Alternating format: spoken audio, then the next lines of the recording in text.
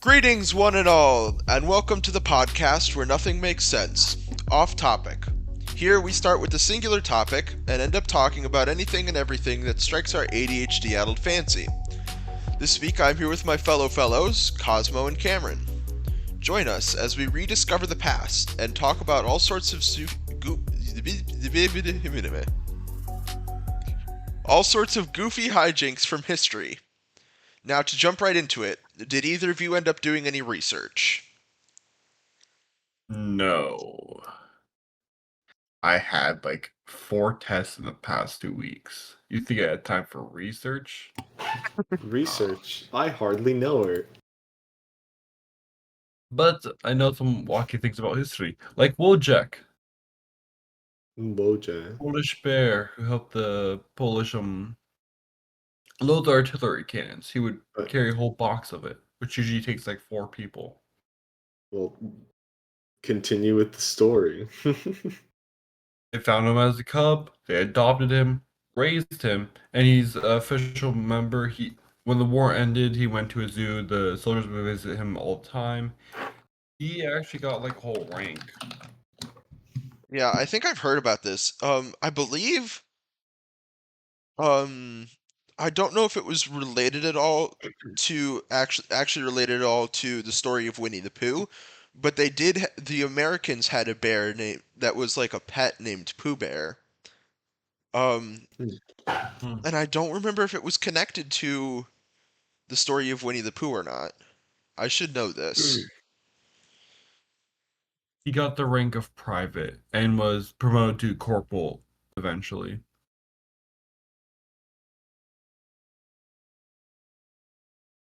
As a young cub, his mother was shot by hunters. He was found in the mountains over Iran by a young boy. The boy sold him to a group of Polish soldiers who were in the country after being evacuated from the Soviet Union.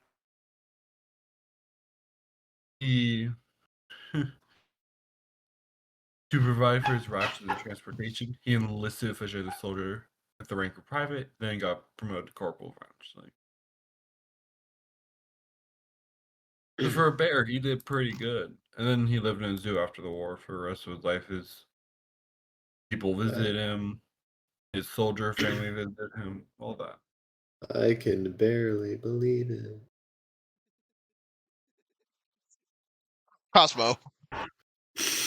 Okay, so I have a couple of things. I found a Wikipedia article that is just other unusual history Wikipedia articles. So I have a massive list of things, um, such as I the cadaver trial, the dancing plague of 1518, the watermelon riots, the Kentucky meat shower, the mango cult, and the Great Canadian Maple Syrup Heist. I think I've heard about the Great Canadian Maple Syrup Heist. Yeah, let me pull up And this I have a article. few facts about Theodore Roosevelt. Great Canadian Maple Syrup Heist was the theft over several months in Actually, I think I've 2011 and heard about 2012 of nearly 3,000 tons of maple syrup valued at 18.7 million Canadian dollars Liquid gold. Liquid gold. from a storage facility in Quebec. Um, Adjusted for inflation, the heist is the most valuable in Canadian history. So he really got away with it and was just like, "Yeah, this is my shit now," and it was the most valuable heist. Maple syrup. Yeah, I think how this is. I remember. Let's see if I remember how they did it. I believe they had I gotta look it up.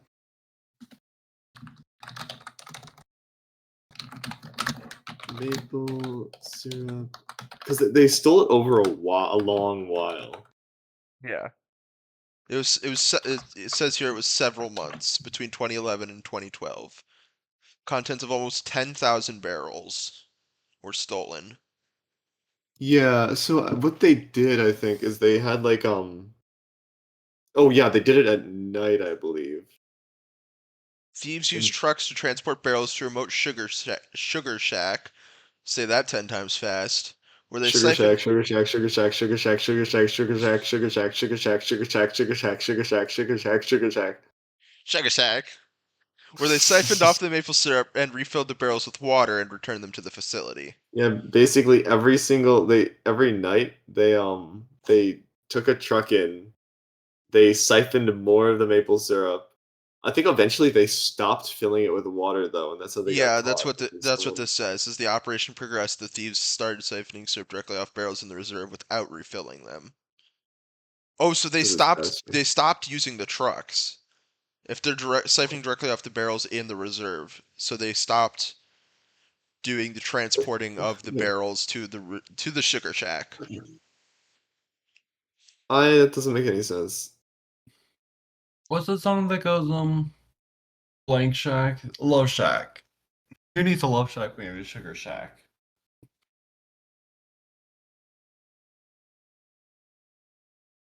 Is it Love Shock, baby love? Yeah. Alright. I don't know what you guys are referring to. Clearly, it's a song, but It's just a So song, it's an yeah. old song.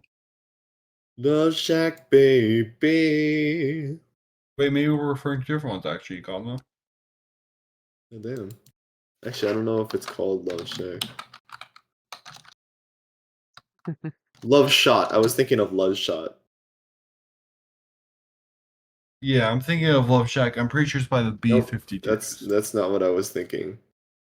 Never mind. Maybe I'm thinking of the wrong. Yeah, I'm thinking of the one by the B-52s. Love Shack is a little place where we can get together. Yeah. That's the one I'm thinking of, though. Love Shack. Yeah, no, that's definitely the one I'm thinking of. I don't Do you know. know I don't Teddy know. Roosevelt I was don't know music. shot, arrived, and I'm pretty sure the bullet was still in him, like he kept the bullet in him, and completed his speech. Yeah, I've heard about Um, this, about how Teddy the Roosevelt, reason he yeah, survived was was his dense overcoat, his steel-reinforced eyeglass case, and a hefty speech squeezed into his right jacket pocket over his heart. So, Oh yeah, the assassin failed. It didn't kill him. It stopped right before his heart. yeah. It like People it say hit the that took him to speech. sleep because otherwise there would have been a fight. Oh, And also, and then he completed the speech from memory yeah. afterward, yeah. like a Chad. I was gonna say, bro was literally him.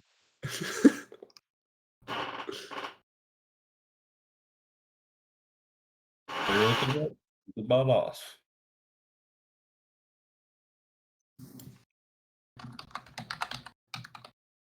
He's very known for the speak softly and carry a big stick, aka have a whole massive navy. Couldn't possibly be as good as the British Navy.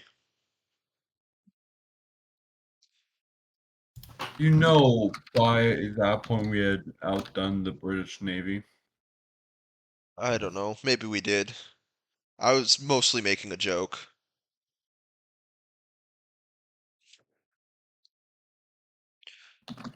Well, was it the Spartans or the Athenians who had that massive navy?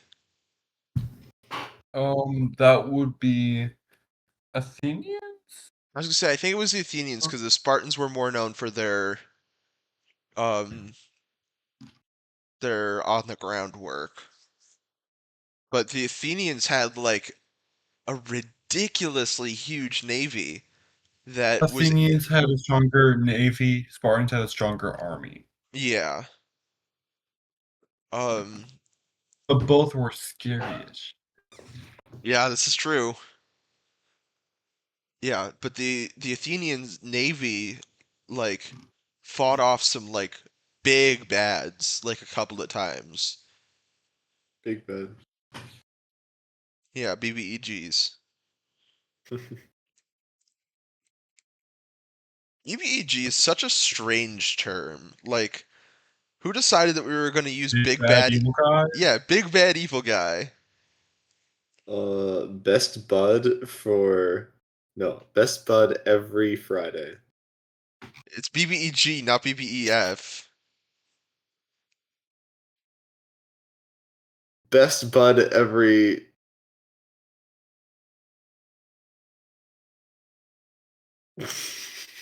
Come on, you're the one who's in improv. You got this. um,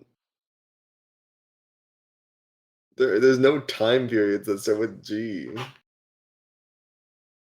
That best bud every good day. Good day is one word.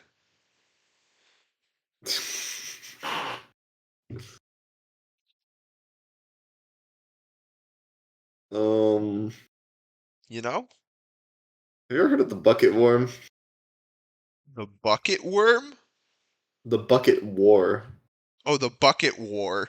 This The is a war of the bucket. bucket. Dear God. Basically, There's more. it was a war in like the Middle Ages. Um, it was wait, give me a second. Uh, I'm trying to figure out who it was between.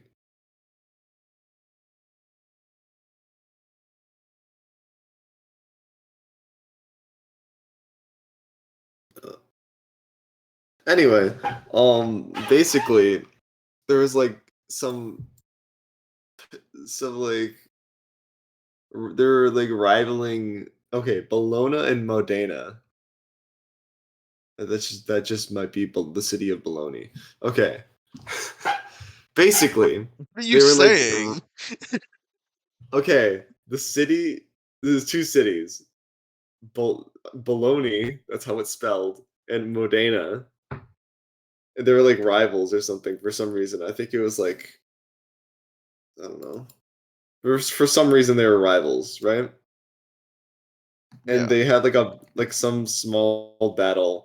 Well, for some reason, basically one of them stole a bucket from the other, and then the other city was like, "Oh yeah, give our bucket back, man." And then they didn't give the bucket back, and that literally started the war. That, It's dumb. that sounds I like don't. this article I've got pulled up about the watermelon riots. Apparently, the war didn't last that long, but it's still funny. Yeah.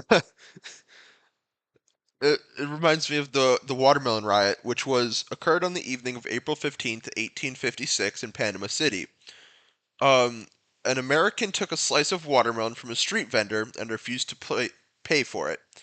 A verbal altercation ensued and escalated when shots were fired. An angry mob of locals converged on the site and began fighting with the Americans. Before order could be restored, at least 15 Americans and 2 Panamanians were killed. And then, so literally what happened was some fucking dumbass American took a piece of watermelon and was like, "No, I'm not going to pay for this." And so somebody started shooting at him. And they just got into a giant brawl in the city, and it because this dumbass American tourist didn't want to pay for his watermelon slice. That's crazy. That pretty much sums up the entirety of American tourism. Man, I don't want to pay for things.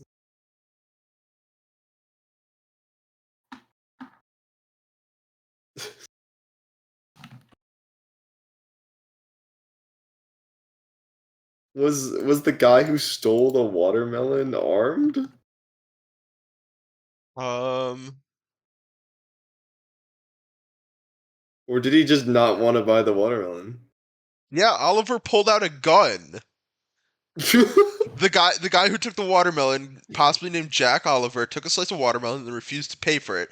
After verbal exchange, Oliver pulled out a gun, and the guy selling the watermelon approached with a knife. My God. Oh, one of the other passengers. So uh, I'm not reading out loud the entirety of this story, but they were. It was a train arrived in Panama City carrying 1,000 California-bound passengers. And then the low tide kept their U.S. steamship John L. Stevens from leaving from San Francisco. So it was a bunch of people from who were on a train um, in Panama, and then were going to San Francisco. Um, so one of the passengers stepped in and paid the guy, Jose Manuel Luna, which was the guy with the watermelon, who not the guy who stole the watermelon, the guy who was selling the watermelon. He paid Yeah. him for the fruit. And then somebody dashed out of a gathering crowd of locals, wrestled the gun from Oliver, and ran into the surrounding neighborhood. Shortly afterwards, hundreds of men armed with machetes, stones, and other weapons gathered and began fighting with the Americans, who fought back with their guns and other weapons. So it was just like it But wasn't this is in in Panama. yeah in Panama, That's and probably near a tourist place. it was in I Panama guess it's City, which gone. was the capital of Panama State in the Republic of New Granada. Hmm. So it was a capital city. Hmm. Oh, God. I can't shoot that. Alex the Great was accidentally buried alive. Oh, Home? Scientists believe Alexander suffered from a neurological disorder called Guillain-Barré syndrome. They believe that when he died, he was actually just paralyzed and mentally aware. so Damn. it's Also, not you know like the Avengers this. are It's not like this did happen. It was like it's like people theorized that something might have happened. dead.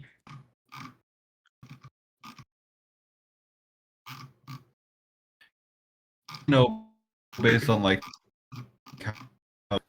but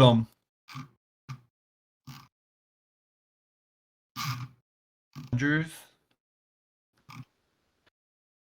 did Nazi war criminals after World War II. They poisoned 2,283 German prisoners of war. Dang.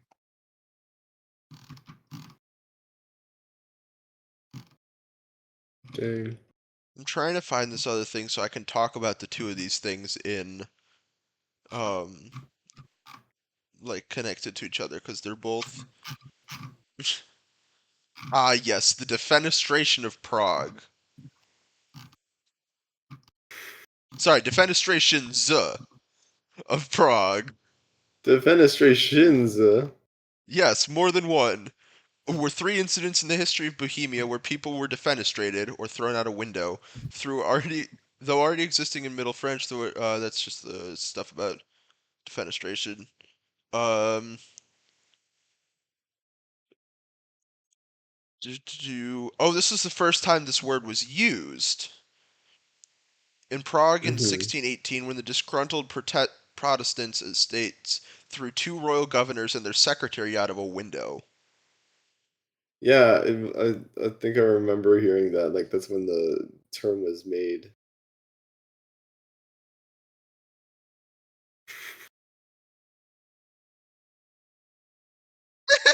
The first governmental defenestration occurred in 1419, the second in 1483, and the third in 1618. Although the term defenestration of Prague more commonly refers to the third. However, however, the 1483 event is not recognized as a, and I quote, significant defenestration. It's not a significant administration. What qualifies something as a significant defenestration? Does it have to be some political figure? No, I don't know. Well, I think it was every single time it was a political figure. It Oh, was two then. royal governors and a secretary. Oh, that was the And one of 16. them That wasn't was the significant 16. enough? That was the 1618 one. So maybe it was that the earlier ones weren't. Let's see, 1419. The 1483 one is the one that wasn't considered. Um, it's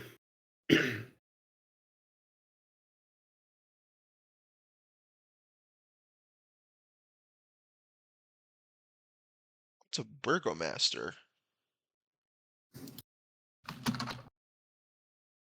The name in English was derived from the Dutch burgmeester.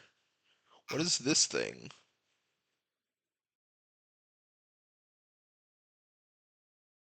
Abraham Lincoln was a licensed bartender. He opened up a bar called Barry and Lincoln with his friend William F. Barry in New Salem, Illinois. The shop was eventually closed when Barry, a raging alcoholic, consumed most of the shop's supply. How can one person consume an entire bar's supply without dying? He was an alcoholic, Cosmo. Did you do it over multiple days? Probably. He must have. There's no way that he drank an entire bar's supply worth of stuff in one go. Yeah, but like he I- also has to pay for that. So wouldn't that mean he'd be in better business? Speaking of alcohol, Wait, what? Dublin Whiskey Fire took place on the 18th of June, 1875, in the Liberties area of Dublin. It lasted a single night but killed 13 people. Guess how those 13 people died? Oh God.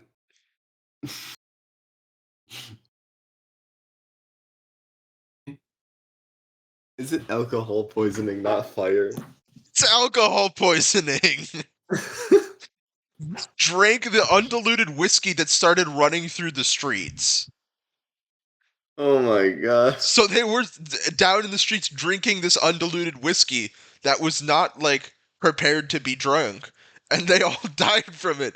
I don't think anybody died in the fire. Yeah, Was- nobody died in the fire. They all died from alcohol poisoning. but it's a whiskey. I mean that the fire sounds pretty bad. Like it would do it some damage.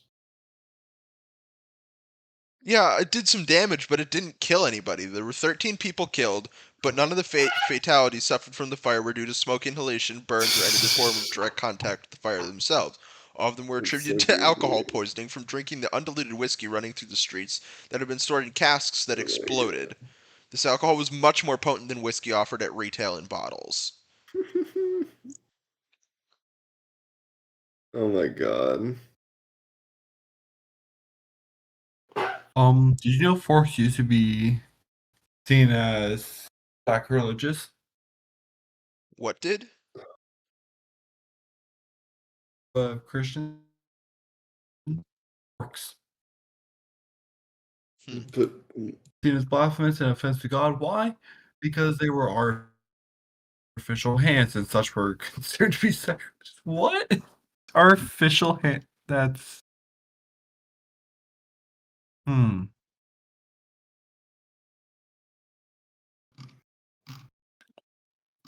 That doesn't make sense to me.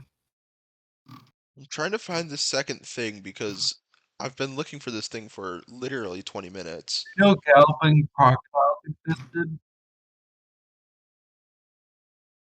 in the Sahara Desert. Sahara Desert. They had fossil hunters found the remains of crocodiles that had large land-going legs that were capable of galloping across the land at breakneck speeds. What the fuck? Are we talking about There's a Australia? No, the Sahara Desert, aka the U.S. What? The Sahara is Wait, in no. Africa, The you Sahara fucking Desert. dumbass. Shut up. I just woke up. You I was, can't. yeah, I'm sorry. I'm sorry. That was rude. That was rude. Yeah, no. It's so funny. For the viewers out there who do not know, the Sahara Desert is not in the U.S. What do you mean? It's in It is in But the, it is still, in the that's US. terrifying that they can fucking sprint at some point. Gotcha. Crocodiles? Crocodiles are fast as fuck. Now imagine those with like horse legs, except made for running across the desert. Crocodiles with horse legs. Horse-sized legs. They're still crocodile-shaped legs, but Oh, okay. I was gonna say. a breakneck speed. That means even faster than they already are. Imagine a crocodile with Oh. horse legs. Oh God. I would just surrender myself to death. You can't escape it. So, do you guys want to hear about the Kentucky meat shower? Kentucky meat shower. I was gonna go off of the crocodile thing. Okay, yeah, no. If you have something that follows from that, go ahead and share that. I'll share the Kentucky meat shower later. So the crocodiles did not start a war, but do you know what did? I Emus was gonna in say emus. Australia. Yup, the Great And they Emu won both Wars. times. Um Australia lost two I ac- wars I to actually emus. I actually did a report on the Emu War in 10th I grade. feel like I remember that. I think I remember that. 10,000 rounds of ammunition were given to the war against the emus. Yeah.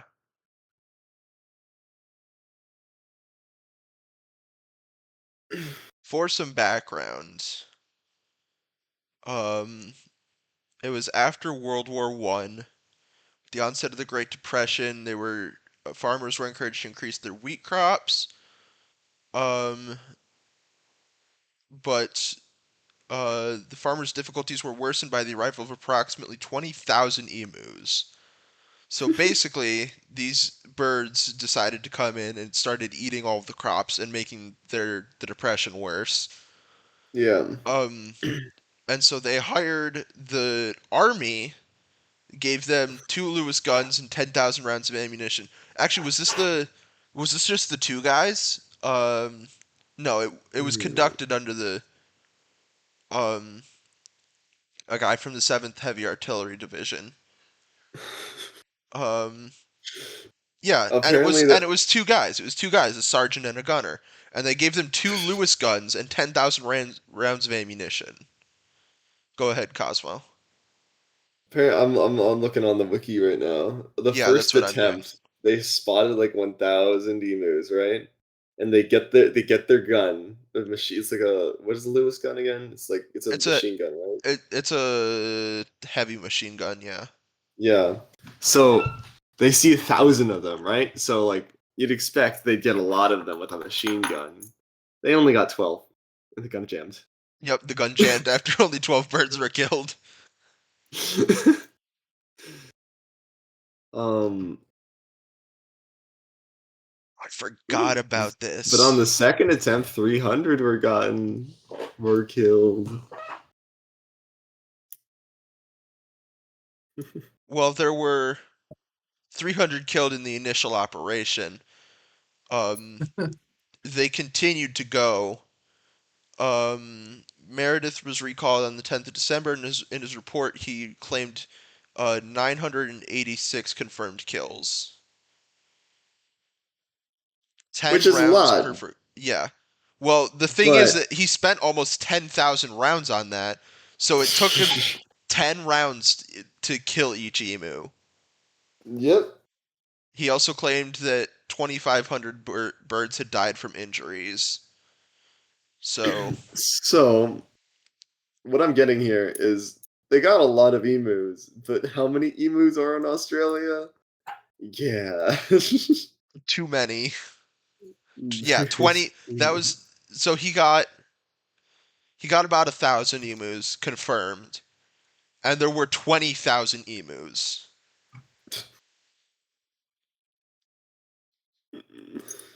Yep. I know you said 300 earlier and related to 300 in death.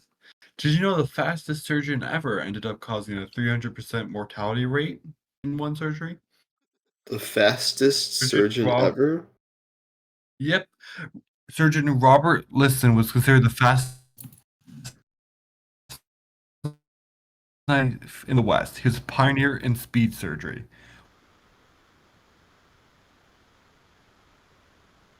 When performing of a group of spectators, he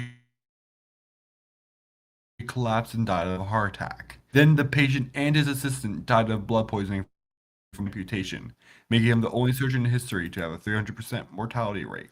I was gonna say, how is it 300%? But no, that explains it. That reminds me of hold on, let me pull this up. Fun fact: did you know that barbers and surgeons used to be the same thing? Anyway, continue. I did know that actually. I have found this article on a guy named Bobby Leach, second person to go over Niagara Falls in a barrel. He spent 6 months in the hospital recovering from injuries he sustained, which included two broken kneecaps and a fractured jaw. He had been a performer at the Barnum and Bailey Circus and was no stranger to stunting. Um, After watching a stuntman die attempting to dive into a platform over 150 feet into a pool 5 feet deep, he made the dive successfully. Whoa. Um, he did these things, and then in his 60s he swam the whirlpool rapids underneath the falls. Um, No, no, he yeah, didn't. No, no. attempted to swim, failed after several attempts. Oh, he tried to.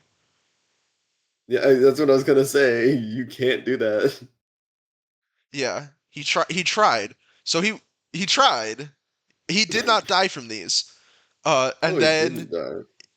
he did not die.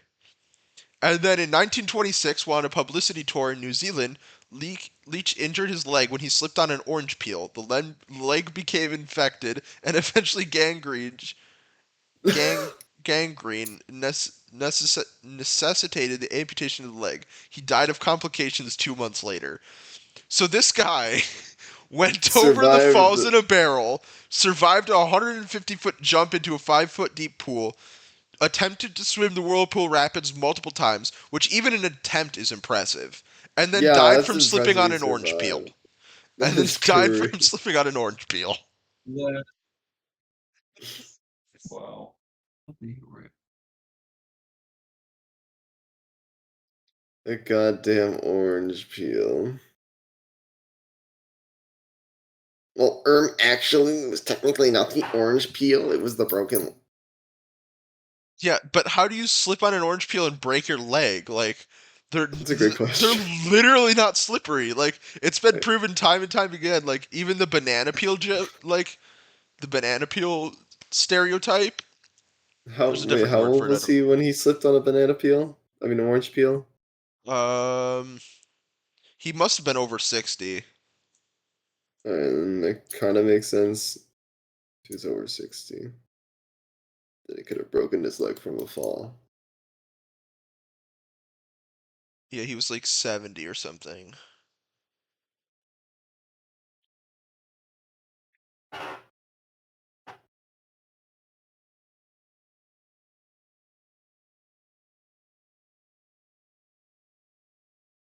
What was I gonna say? Oh yeah, the Kentucky meat shower.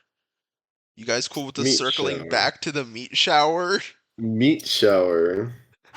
The Kentucky meat shower was an incident occurring on a period of several minutes between 11 a.m. and 12 p.m. on March 3rd, 1876, where what appeared to be chunks of red meat fell from the sky in a 100 by 50-yard area near Olympia Springs in Bath County, Kentucky. Um, Nobody could tell exactly what type of meat it was or where this meat was coming from. What? So there was just like an area of land where meat just randomly started falling from the sky, and nobody could figure out what kind of meat it was, and nobody Wait, could figure out where it came from. was this in the town of Chew and Swallow? Yes, town of Chew and Swallow. No, Olympia Springs.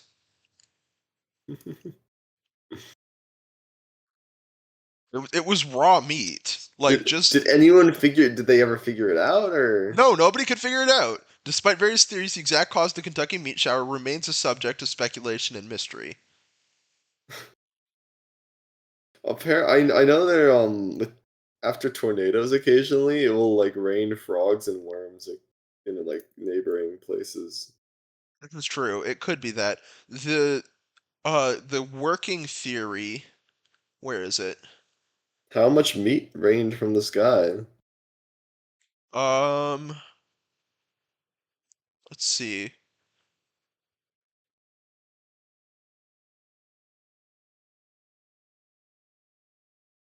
It's like Doesn't say. Do-do-do-do-do.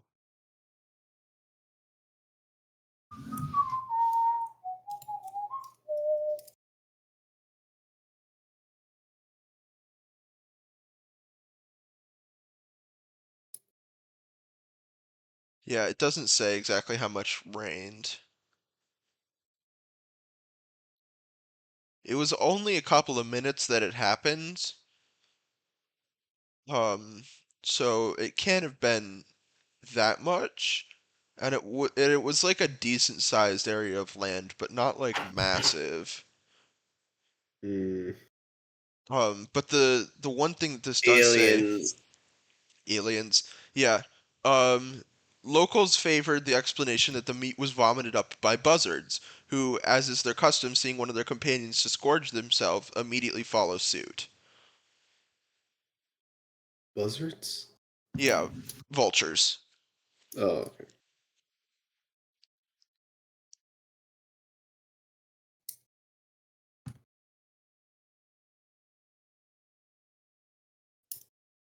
That's disgusting. Yeah.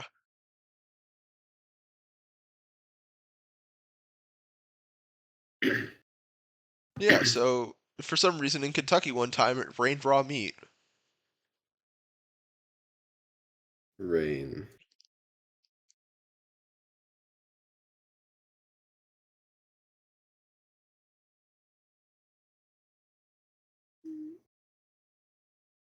You know, as as one does.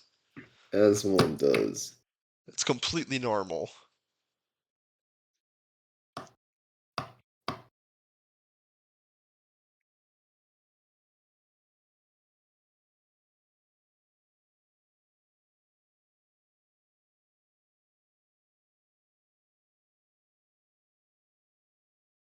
I've got a couple other things here if you guys don't have other things to talk about.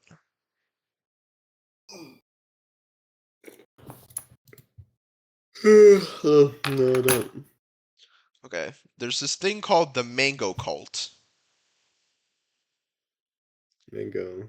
It was the veneration or worship of mangoes in mainland China China, Jesus, during the Cultural Revolution period. Um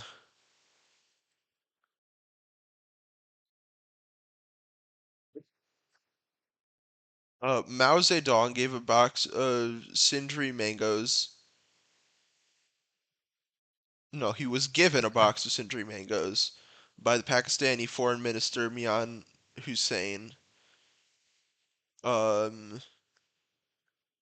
yeah, and they became a symbol of his affection. So instead of being eaten, they were preserved in formaldehyde or sealed in wax for veneration.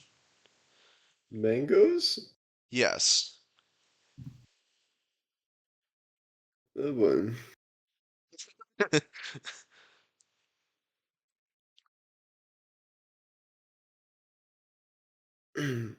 On the topic of food,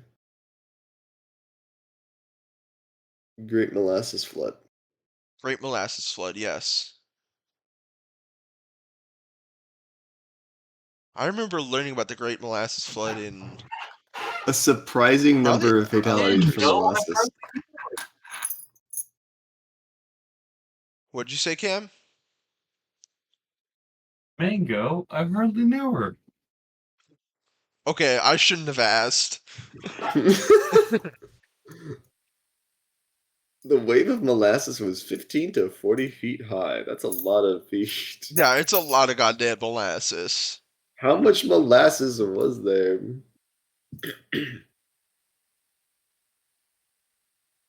My God. Great Molasses Flood, here it is.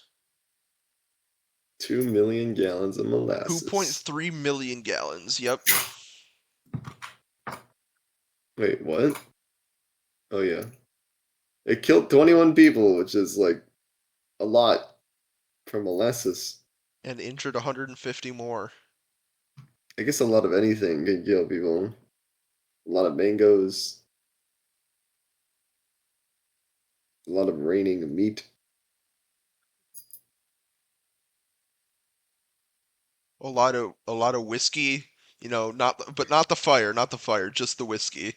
Just the whiskey.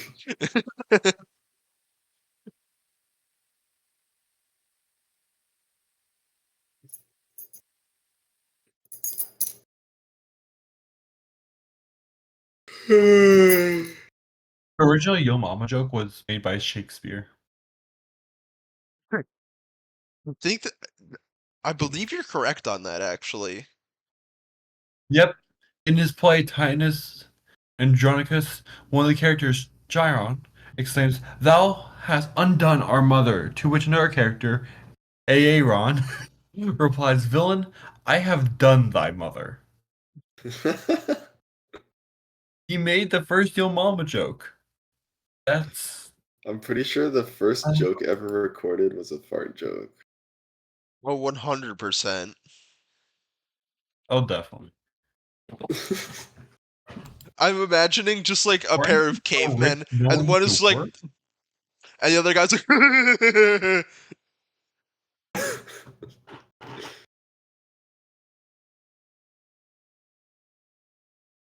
you know? Yeah, Mhm. literally me. What do you mean, literally you? I was the caveman. Which one? The I'm a one that time farted or traveler. the one that laughed at the fart? You'll never know. Hmm.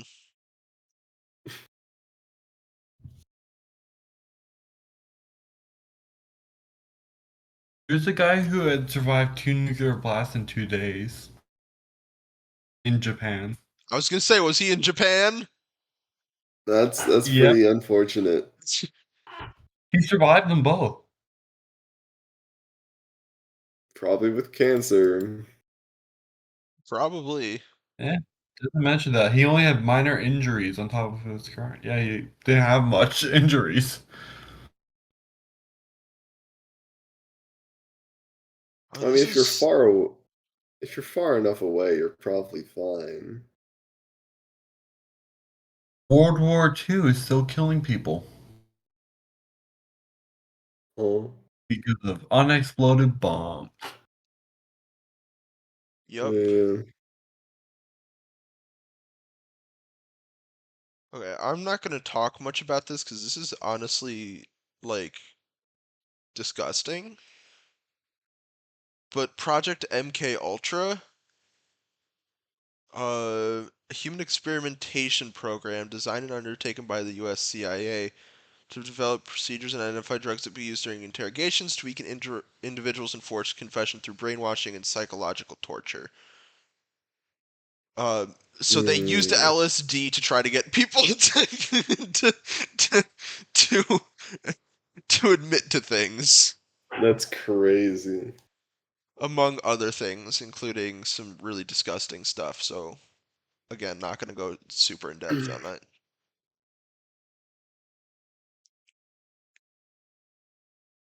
Great Michigan Pizza Funeral. Go to funeral for the Was pizza. the ceremonial disposal of 29,000 frozen cheese and mushroom pizzas. Jesus. Cheese and mushroom.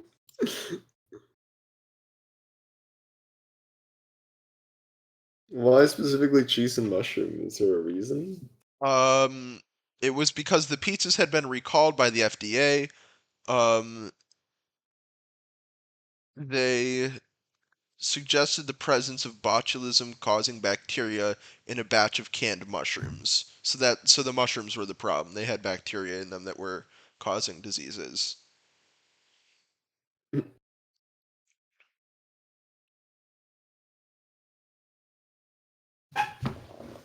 And the poor pizzas. Poor pizzas.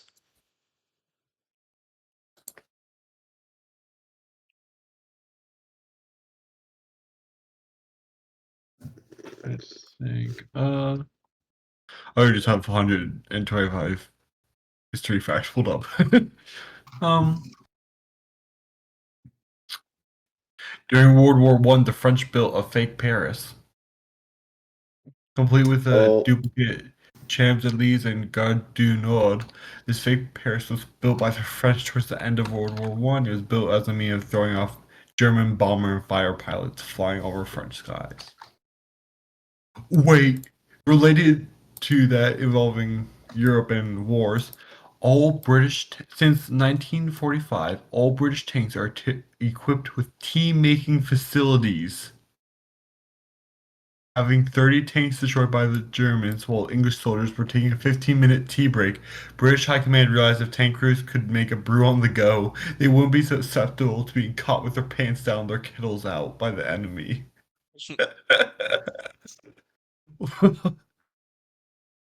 Oh goodness. In ancient Greece, wearing skirts was manly. In fact, Greeks viewed trousers as effeminate and would mock any men who wore them. I That was makes going sense. to say about Paris. I just remembered there's a guy who sold the Eiffel Tower Oh? Yeah. twice. Yep. Oh, twice? What? He was a con man. And he managed to convince twice he's managed to convince people that he sold the Eiffel Tower for scrap metal twice to two separate people Oh, God. and made a lot of money off of it.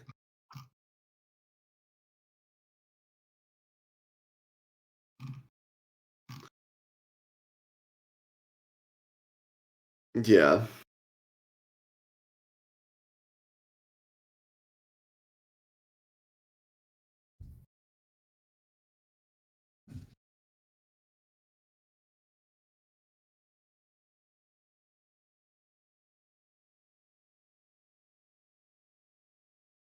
Jeez. Still can't find this one thing I'm looking for.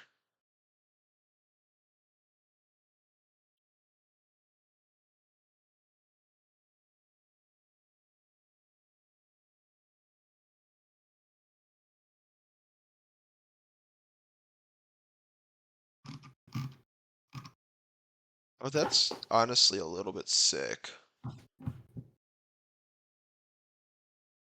Drapetomania was a proposed mental illness that in 1851 an American physician Samuel A. Cartwright hypothesized as the cause of enslaved Africans fleeing captivity. This hypothesis is Damn. based on the belief that slavery was such an improvement upon the lives of slaves that only those suffering from some sort of mental illness would wish to escape. Mm.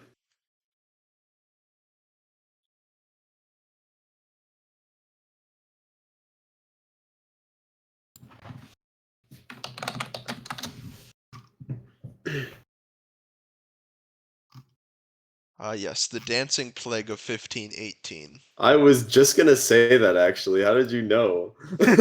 I read your mind. Clown to clown communication. Clown to clown communication. You want to share it? Sure. Basically, I forgot what the term is.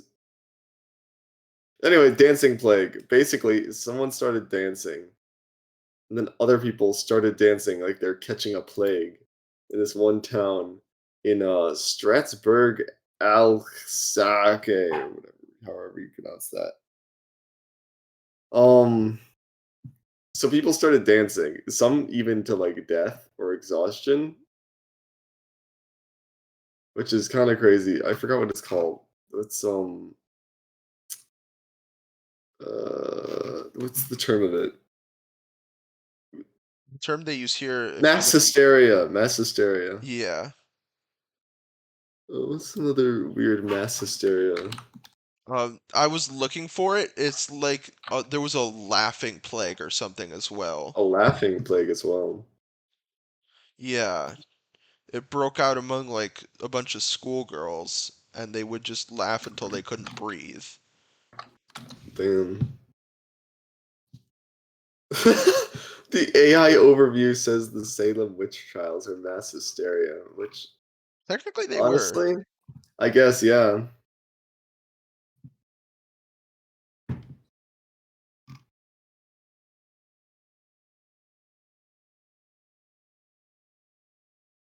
Here it is. Laughter epidemic. Yeah, mass hysteria. Uh, near uh, near the border of Uganda. A mission-run boarding school for girls in Kashasha. Start with 3 girls and spread throughout the school, affecting 95 of the 159 pupils. Symptoms lasted from a few hours to 16 days, averaging around 7 days. Teaching staff were unaffected. Um, when the school was forced to close, when it reopened, a second phase of the outbreak affected an additional 57 pupils. It reclosed. Symptoms of the laughter epidemic included laughing and crying, besides general restlessness and pain, as well as fainting, respiratory problems, and rashes. Many of the symptoms experienced were stress-induced due to various external factors. Hmm.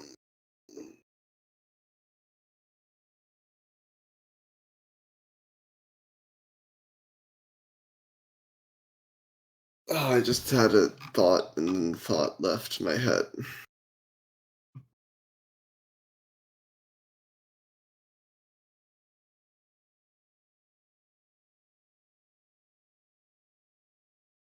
Well, let me know if it comes back. Ooh, a World War II meme. Kilroy was here. Oh, I've seen this! Huh? It's the guy with the wall and his little hands are sticking over the wall and he's got his head over the wall and his nose is like hanging over the wall. The guy with the long nose. Kilroy was here was a meme that became popular during World War II, typically seen in graffiti. What is it Oh. called? Kilroy was here. Oh, I've seen that. Yeah. It's written in on the wall in the science building. Really? That's funny. Yeah, it's in one of the stairwells.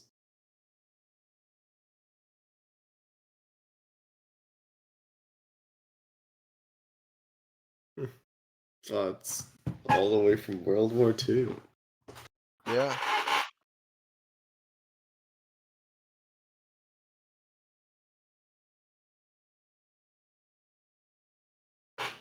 Yeah, no, whatever I was thinking is now just a false memory. That's a false memory. So, Actually, no, it's not false because it doesn't exist.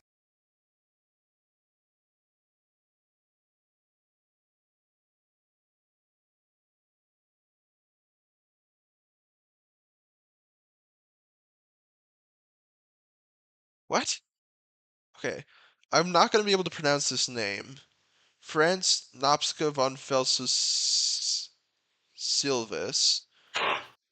And then I'm looking at this article, not the article on him, but the article that directs to that article. And the description is he's a baron, paleontologist, geologist, aristocrat, adventurer, scholar, albinologist, and one time spy.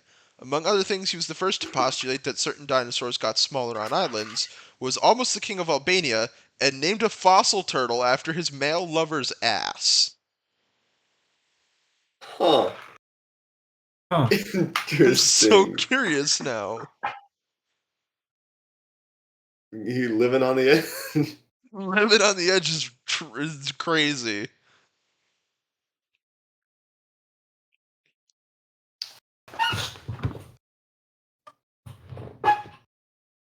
Hmm.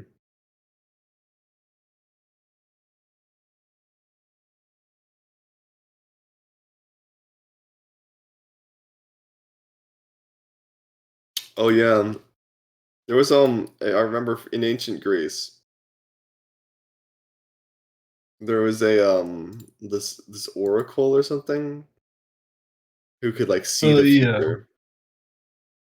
But So that's they a had lot of like a mythology. little So they had like a place in the mountain where they like it like tell the future, and other people would be able to There's a lot of gain oracles talking visions. about, but I'm assuming you're talking about the Oracle of Pythos, aka the Oracle of Apollo, Python, all that shit. I'm not sure. All I know is that it was discovered there was a gas leak around that area. Yeah, you're talking That's about Pythos. probably why. Yeah, you're talking about the Apollo Oracle. Which is really funny.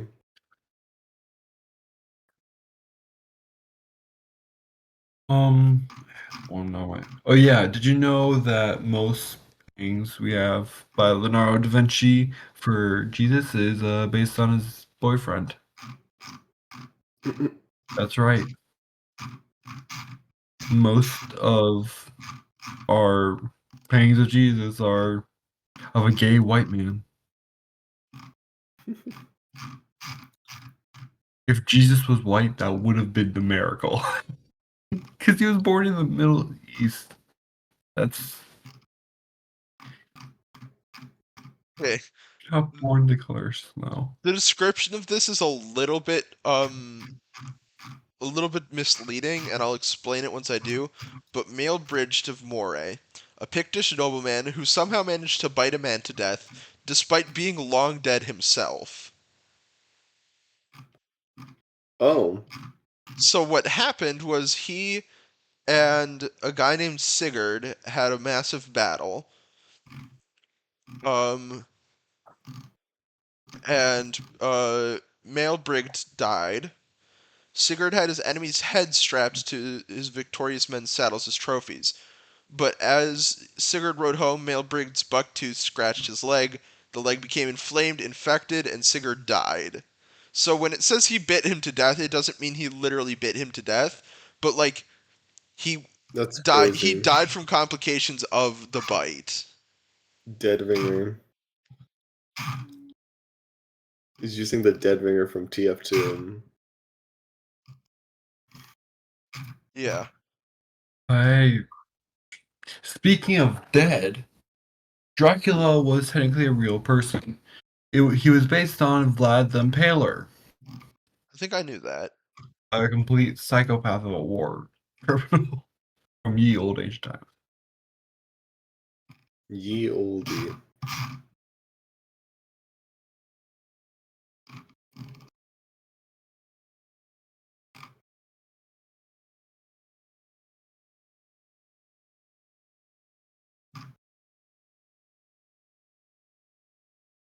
Well,